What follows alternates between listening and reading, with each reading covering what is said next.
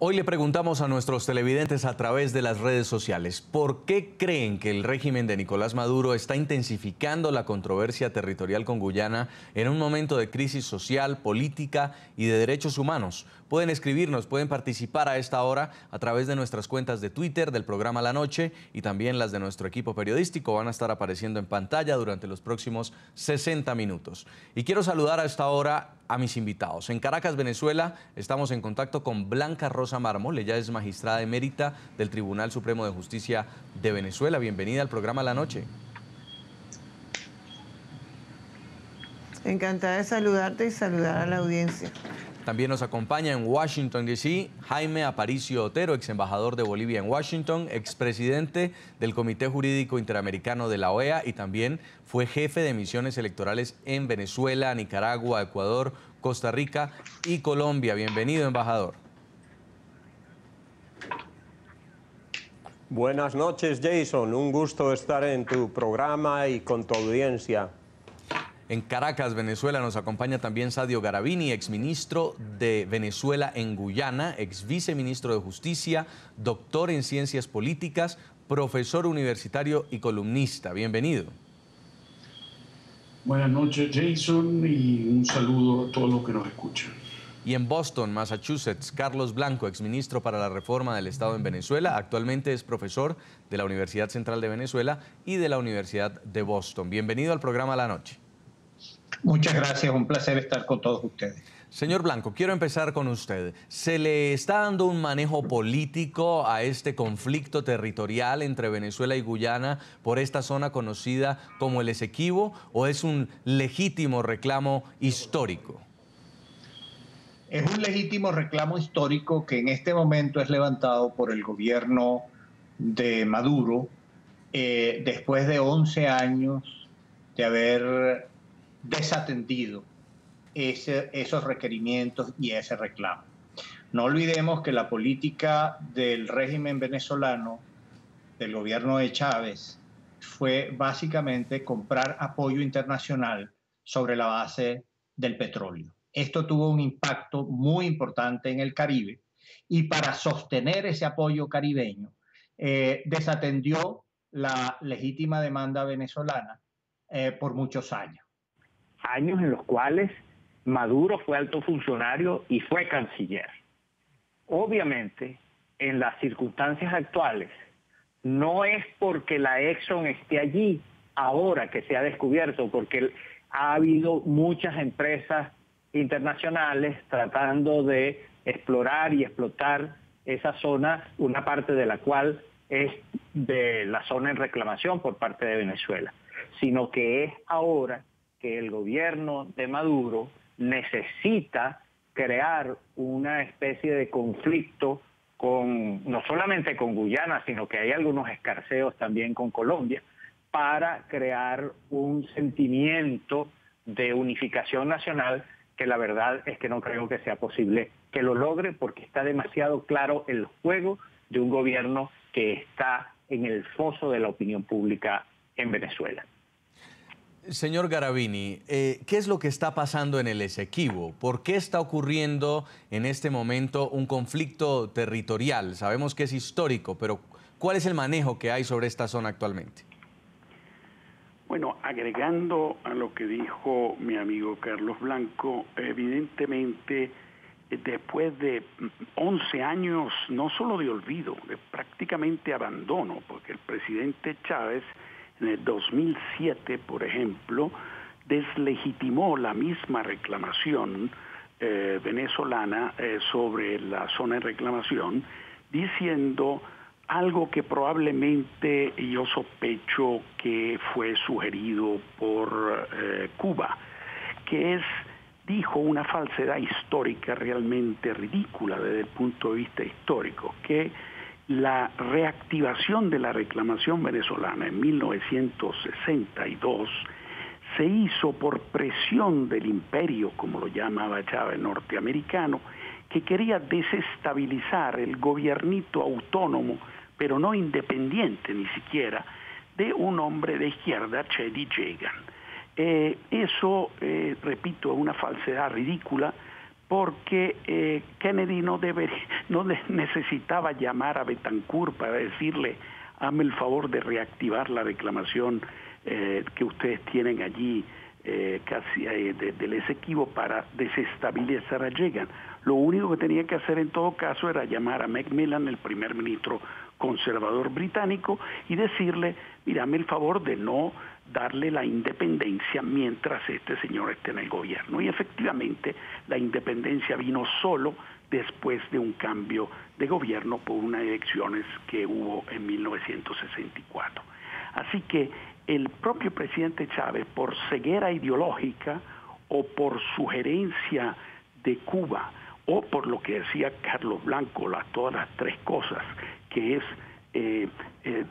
tener los votos del CARICOM, que son 15 en la OEA, y olvidarse de este pequeño problema dentro de esa visión megalomaníaca que tenía de la política exterior de Venezuela.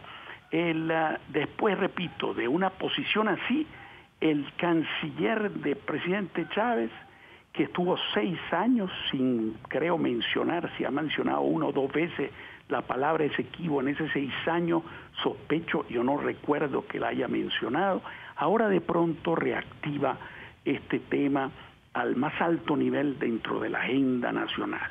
Obviamente la primera razón la expuso Carlos Blanco. Hay una segunda razón, que es calmar y distraer a un sector de la Fuerza Armada que estaba preocupado de ese abandono, que no es solamente un abandono, es muy importante recordar sobre la reclamación, sobre la zona en reclamación del Esequibo y su proyección atlántica, sino la defensa de la fachada atlántica del delta del Orinoco, que es la fachada atlántica que produce el Estado venezolano del delta Macuro. ¿Por qué digo esto? La concesión Stabroek, que es la concesión de la Exxon, que por cierto no es solamente de la Exxon, sino el socio minoritario de 30% más o menos de esa concesión la tiene la China National Offshore Oil Company, 100% de capital estatal chino, socia de en la faja petrolífera del Orinoco de PDVSA y del proyecto Mariscal Sucre, el proyecto de gas. Entonces, qué curioso que Maduro ataca a la Exxon, pero no dice nada que el socio minoritario es el propio Estado chino. Y esa concesión además fue dada hace más de 2 años, hace ya tiempo, y no por este gobierno, sino por el gobierno anterior, con el cual parece y dice Maduro que ha tenido siempre las mejores relaciones. Ahora ataca a este gobierno diciendo que es el causante, que es títere de la Exxon. Pero ¿cómo es eso? Si las concesiones fueron dadas por el otro gobierno, ahora es el títere el actual. Señor, absolutamente ilógico. Quiero también preguntarle al ex embajador Jaime Aparicio Otero, ¿por qué cree usted que se están levantando estas banderas por parte de Nicolás Maduro repentinamente, las banderas de la pelea territorial con un vecino? Y en algunas ocasiones se ha visto como, sobre todo en casos de dictaduras o de autócratas, cuando hay crisis, apelan al nacionalismo. ¿Esto es lo que está pasando aquí? Yo creo que sí, y concuerdo totalmente con mis antecesores en la palabra, y creo que es muy claro darse cuenta que en los últimos 10 años el gobierno de Venezuela, la diplomacia venezolana, que como se bien sabe no ha sido muy eficiente, pudo haber logrado muchos de sus objetivos en este tema específico. Este es un tema histórico. Es un tema en el que Venezuela ha pedido una negociación bilateral y en ese momento, en estos últimos 10 años, Venezuela controlaba la OEA, controlaba CELAC, tenía una alianza muy grande con Cuba, que tiene un gran poder de influencia en esa zona.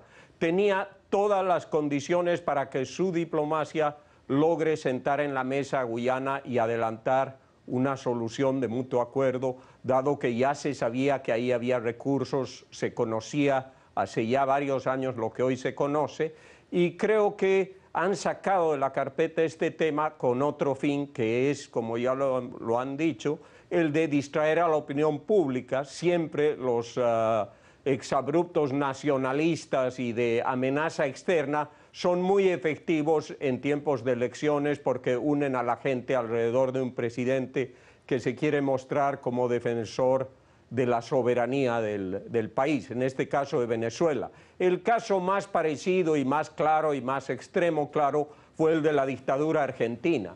La dictadura argentina estaba ya a punto de caer, habían cambiado las condiciones en Latinoamérica, en Estados Unidos, ya el apoyo a los militares estaba retrocediendo en Estados Unidos y ellos necesitaban aglutinar a la gente. Y para eso fabricaron toda esta provocación y esta guerra que acabó con la muerte de gente inocente y con una tragedia y finalmente con la caída de la dictadura argentina. Sí. En este caso es claro que están apelando a ese nacionalismo para distraer la opinión pública. En Caracas, magistrada Blanca Rosa Mármol, llama la atención la declaración del presidente de la Asamblea Nacional de Venezuela, Diosdado Cabello, donde dice que lo que está haciendo Guyana al reclamar esta parte de su territorio, o al menos al autorizar exploraciones petroleras, es una provocación. Y dice Cabello, es una provocación para que haya una respuesta de este lado militar. ¿No debería ser el jefe de Estado, como el comandante de las Fuerzas Armadas, el que debería estar hablando de esto, el señor Nicolás Maduro, o quién toma las decisiones en Venezuela? Sí, como usted bien señala, absolutamente sorprendente por decirlo menos, aunque a nosotros ya no nos sorprende nada aquí en Venezuela en cuanto a ese tipo de actuación, es el presidente de la Asamblea quien habla. Y aparte de eso, de la manera que lo hace, en un planteamiento pues de el menos favorable de una confrontación del ámbito militar en ese caso. No debemos perder de vista que precisamente la persona de quien hablamos, el presidente de la Asamblea, es militar, por una parte. En segundo lugar, que hay una clara, vamos a decir, un duelo de fuerzas entre el presidente de la República y el presidente de la Asamblea. Para nadie es un secreto eso, puesto que ellos se disputan, digamos, el dominio de nuestro país entre los dos. Resulta bastante deplorable que así esté planteada la situación entre nosotros y realmente deja una gran preocupación el ver la manipulación tan grande que se está haciendo con motivo de esta presunta conflagración o este desacuerdo para desviarnos de las cosas que tenemos planteadas que son de extrema gravedad en el momento en Venezuela. En Venezuela nosotros tenemos planteadas próximamente unas elecciones parlamentarias como único recurso constitucional que nos queda para ir en contra de este régimen, que además de eso en el camino nos está demostrando claramente sus intenciones con todas las inhabilitaciones políticas que se están haciendo a través de la Contraloría para objetar y trastornar todos los resultados favorables que nosotros pudiéramos obtener en esas elecciones y además de eso la gravísima situación que vivimos todos y muy en especial las clases menos favorecidas en Venezuela desde el punto de vista económico, le hace el problema gravísimo de la alimentación, de la escasez y de la inflación que tenemos en Venezuela. Indudablemente, como lo han dicho quienes me precedieron en el uso de la palabra, todo es una manipulación para desviar la atención de la terrible situación que estamos viviendo hoy en día en Venezuela. Y ya vamos a entrar a evaluar cuál es esa situación, qué va a pasar con esas elecciones legislativas, pero quiero cerrar preguntándole, por lo menos este tema de Guyana y Venezuela, preguntándole en Boston al señor Carlos Blanco, ¿hasta dónde van a llegar con esto? ¿Por qué? Porque hoy ya se han observado nuevas declaraciones en las que el canciller de Guyana dice es que Venezuela reivindica como suya cualquier cosa que ve y ha dicho el gobierno venezolano que se tratan de declaraciones insolentes. ¿Hasta dónde va a llegar esto? ¿Realmente tiene proporciones guerreristas, como lo dice Diosdado Cabello, o van a sostener un tire y afloje diplomático? ¿Qué cree usted? Yo creo que en Venezuela hay conciencia clara del interés del gobierno por razones políticas, electorales, internas, de mantener vivo el conflicto, como han explicado todos los que hemos intervenido en este programa. Tengo la impresión de que este conflicto se puede ir de las manos por irresponsabilidad, porque cuando se comienza a escalar verbalmente, llega un momento en que algún acto puede disparar una confrontación más allá de lo verbal.